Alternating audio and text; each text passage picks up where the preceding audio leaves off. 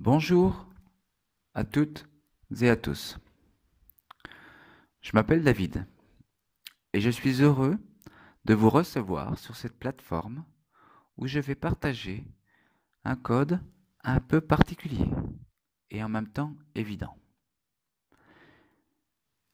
Ce code est évident du fait qu'il est constitué dans notre langage que j'ai étudié pendant plus de 20 ans à travers une cohérence entre ce que je vivais sur le voyage et les synchronisations qui m'ont permis aujourd'hui de les partager en toute confiance en sachant les cohérences de tous les mots que nous utilisons et des vibrations correspondantes avec les vibrations universelles. Comme nous le savons, l'univers ne parle pas français, anglais, chinois, arabe.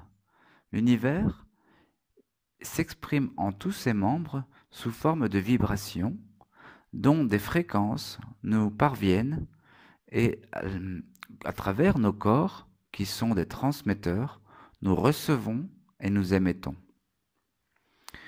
Ce qui est essentiel à notre époque est de comprendre ces informations.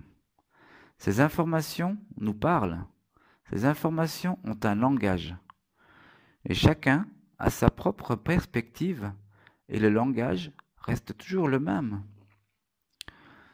Ce langage de vibration devient, selon notre éducation, différents langages, différentes langues.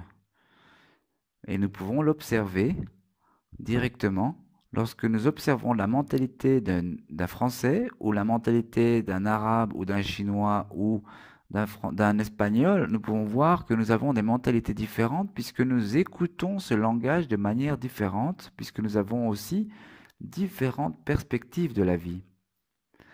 De ce fait, nous avons créé une forme de diversité basée sur un fondement commun. Ce fondement commun est ce que je vais partager. Encore faut-il comprendre et traverser les définitions de chaque mot que nous utilisons à travers notre expression au niveau action, pensée et parole. Lorsque nous considérons l'univers comme étant un système parfait, il est important de se souvenir que ces codes sont originalement là pour nous orienter vers notre élévation de conscience. Qu'est-ce que cela veut dire? Comment va-t-on pouvoir comprendre comment nous aligner à cette conscience? Comment pouvons-nous reconnaître et unifier notre âme?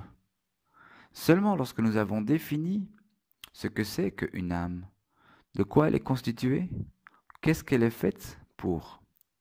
Lorsque nous pouvons discerner la matière, l'esprit, l'âme, la conscience, l'intelligence, tous ces mots-là, lorsque nous pouvons les redéfinir, nous allons pouvoir rentrer dans une maîtrise intuitive. Et sans cela, nous restons dans des suppositions qui nous amènent à agir selon une méconnaissance de nous-mêmes. Nous savons que l'univers se manifeste en nous comme à l'extérieur à travers un système atomique, cellulaire, organique, physique, etc., etc., planétaire, etc., etc.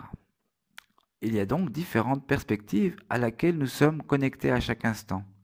C'est pourquoi il y a une référence qui actuellement prend une ampleur géniale à travers le monde, qui s'appelle la géométrie sacrée et qui nous rappelle à des formes fondamentales et omniprésentes qui vont nous permettre de se souvenir de ce qui est évident, commun à tous ces langages. Lorsqu'on parle de vibrations, ces vibrations deviennent des formes. Ces formes deviennent des images. Ces images deviennent des sensations. Ces sensations peuvent venir des émotions ou des sentiments. Et cela peut devenir des mots clés pour une réalisation mentale de leur fonction.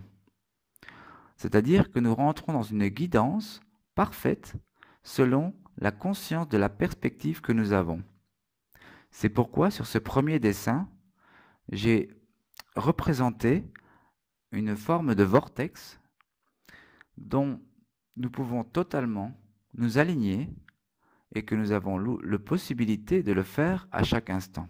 Encore faut-il le faire. C'est pourquoi souvent nous pensons être heureux et il nous manque quelque chose. Il nous manque toujours quelque chose. Et tant qu'il nous manque quelque chose, cela veut dire que nous n'avons pas encore intégré la conscience et l'importance d'être en son centre. Nous sommes guidés pour y arriver. Et notre mental est là pour nous enseigner le chemin paradoxal pour y arriver. Le mental est l'outil le plus puissant de l'univers. C'est pourquoi, tel un ordinateur, il faut savoir le maîtriser. Comment pouvons-nous maîtriser le mental si nous ne connaissons pas ses fonctions, si nous ne savons pas la définition parfaite des mots qui sont ces fonctions mêmes? Lorsque nous parlons de considération, nous activons le phénomène de considération. Comment on fait pour considérer quelque chose? Donc notre cerveau va analyser les choses en fonction de ces mots activateurs. Et à chaque instant, nous activons des fonctions mentales et souvent de manière inconsciente. C'est pourquoi ce code est important et même essentiel pour redéfinir le fondement de notre langage basé sur une mathématique et une géométrie parfaite que les mots vont nous aider à pouvoir appréhender et pouvoir nous familiariser de manière très claire avec cette formation géométrique depuis la vibration originale dans l'ici et maintenant. Le dessin que j'ai représenté peut nous aider à nous centrer à l'intérieur d'un champ électromagnétique qui, dans son centre, est généré constamment un point. Le chakra du cœur est le point généré en ce centre électromagnétique qui donc va permettre de pulser et de donner la palpitation au cœur qui va émettre l'information suffisante à la vie et à l'expansion. Tout est contenu là-dedans. De ce point de vibration extrêmement puissant, puisque nous savons que le cœur est extrêmement puissant. Il est déjà en palpitation avant même que la forme matérielle de notre corps, avant la naissance, au moment de la conception, le cœur est déjà en battement. C'est pourquoi il est important de nous reconnecter à cette palpitation originale qui va nous emmener vers des niveaux de conscience beaucoup plus élevés que celles qu'on pense que nous avons déjà. C'est pourquoi nous expérimentons la vie pour nous permettre d'avoir des perspectives plus élevées des choses et de pouvoir créer, ou plutôt concevoir, des idées innovatrices. Des idées qui nous permettent d'avoir une certaine satisfaction de soi-même, qui va nous permettre d'expandre notre amour de soi. De ce fait, nous allons reconnaître petit à petit que notre âme est faite pour aimer. Et cet amour est basé sur l'inconditionnalité. Tout cela, c'est quelque chose qui est important de redéfinir. Lorsque nous observons un peu plus proche ce dessin, nous voyons qu'au centre, il y a une forme géométrique qui est parfaite et qui est symétrique. Elle contient un certain nombre de points, un certain nombre de faces et de lignes. Et cela constitue une mathématique parfaite qui va correspondre au dictionnaire que je partage, qui va correspondre à des notions spirituelles à laquelle il est important de s'aligner puisqu'elles sont fondamentales. Cette forme au centre peut s'appeler singularité. Lorsque nous donnons un nom à quelque chose, nous perdons un peu de son essence.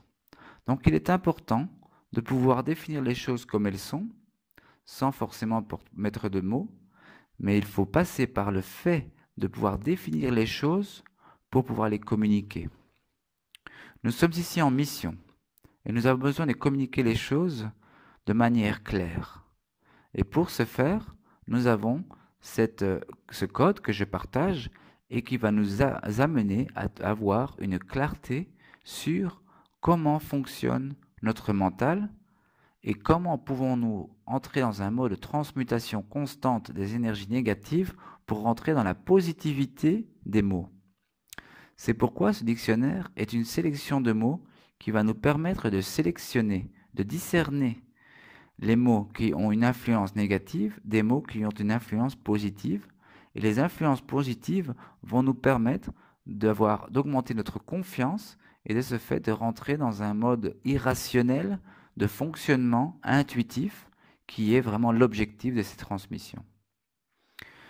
Sans rentrer trop dans les détails, je vous invite à observer ce dessin et à méditer sur la cohérence que vous pouvez ressentir en fermant les yeux, en mettant la main sur le cœur et simplement réciter ces petites affirmations en disant « Je suis un centre d'amour en montant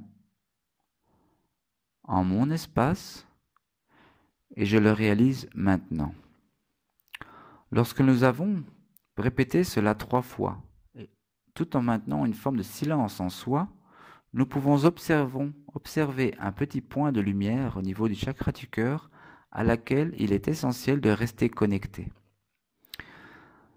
Je vous invite donc à faire cette méditation le plus souvent possible et spécialement quand vous vous sentez déstabilisé.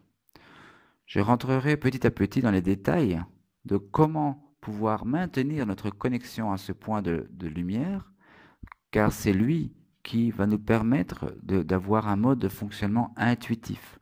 Cette luminosité même va nous informer du chemin à prendre. Ceci est une manière concrète d'appliquer les connaissances et une manière très simple, la plus simple, pour intégrer ces informations et les appliquer en tant qu'être de lumière, en sachant que nous sommes en service. Je vous informerai aussi des cohérences entre les numéros, entre eux, la symétrie des numéros, la complémentarité des numéros et leur correspondance avec les mots qui vont avoir une relation de sens avec cette mathématique. Tout le code est basé là-dessus. Cette cohérence entre les mots, la mathématique, la géométrie, les notions d'hermétisme, les notions esséniennes, les notions du calendrier maya, tout cela, je l'ai regroupé pour vous, pour que nous puissions avoir une manière simple de réintégrer les codes originaux transmis depuis la civilisation Mu jusqu'à aujourd'hui, pour pouvoir se souvenir et sortir de cette infinité d'informations à laquelle nous ne pouvons pas sortir si nous ne sommes pas dans l'expérimentation même de la vie et de la joie et du bonheur d'être dans notre cœur. C'est-à-dire d'être dans la bonheur conscient. Voilà. Ceci est une présentation des codes que je vais partager avec ceux qui sont prêts. Faites-le moi savoir. Et en attendant, je vous souhaite une excellente vie et je vous envoie plein d'amour, de paix et de lumière. Merci à vous.